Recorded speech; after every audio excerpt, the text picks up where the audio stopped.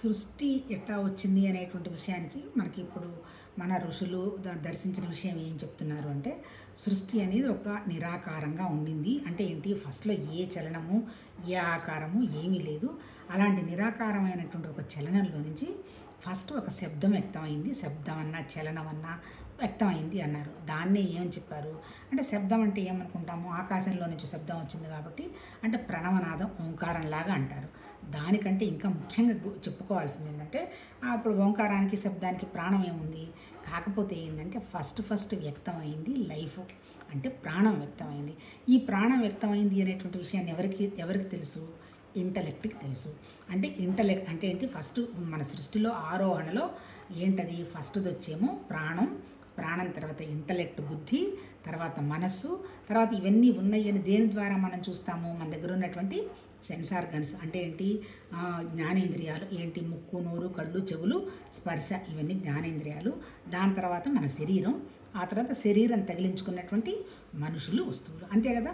మనకు కనపడేది ఏంటి, కళ్ళు. ఇప్పుడు నేను మాట్లాడుతున్నాను, ఏం కనపడుతుంది, నా సెల్ ఫోను, ఈ మొక్కలు, ఆ తర్వాత ఎవరైనా వచ్చి డిస్టర్బ్ చేస్తారేమో నన్ను మనుషులు. అంటే ఏంటి, లైఫ్గా మొదలైనటువంటి సృష్టి లాస్ట్లో వచ్చి ఆగింది ఎక్కడ, మనుషులు, వస్తువులతో ఆగింది.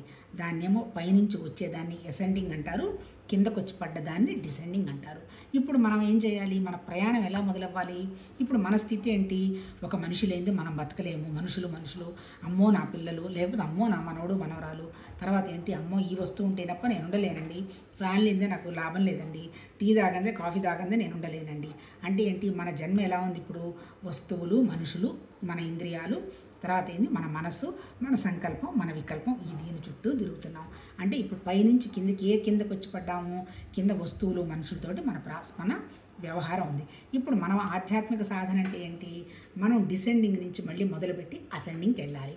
అంటే అంటే కిందకు వచ్చి పడ్డాము, అవరోహించాం, వచ్చాం, ఇప్పుడు మళ్ళీ మనం పైకి వెళ్ళాలి. ఈ పైకి వెళ్ళాలంటే మనం చేయాల్సింది ఏంటి, వస్తువులు, మనుషులు మననేం వదిలిపెట్టవు. మన జీవత్వం ఉన్నదాకా మనం కొన్ని సృష్టించుకొని వచ్చాము, అవి మనతోనే ఉంటాయి. కాకపోతే ఏంటి, భగవద్గీతలో ఏం చెప్పినా ఆధ్యాత్మిక సాధనంతా ఎక్కడ, మన మనసు మీద మనం చేసుకునే పనేనబ్బా. మన మనసు, మన జ్ఞానం తప్ప ఇంకేమీ లేదు. ఈ మనసు జ్ఞానం ఎందువల్ల ఉన్నాయి, ఆ మొట్టమొదటి వచ్చినటువంటి ప్రాణం వల్ల ఉన్నాయి. అంటే ఈ మనసు జ్ఞానం అంటే ఏది, మళ్ళీ మన ఇంటలెక్టు, మన మైండ్, అంతే కదా. ఇప్పుడు మన ప్రాక్టీస్ ఏంటి, ఈ మనుషులకి, వస్తువులకి విలువ తగ్గించేసేయాలి. ఎట్లా, మానసికంగా విలువ తగ్గించాలి, శారీరంగా చేసే పనులు చేసుకుంటూ పోతాయి. తర్వాత మన సెన్స్ ఆర్గన్స్ చెప్పినటువంటి విషయాలకు కూడా విలువ తగ్గించాలి. మనసు కూడా సంకల్ప వికల్పాలు తగ్గించాలి. తర్వాత ఎక్కడికి వెళ్తాము, ఇంటలెక్ట్కి వెళ్తాం. దీనికి వివేక వైరాగ్యం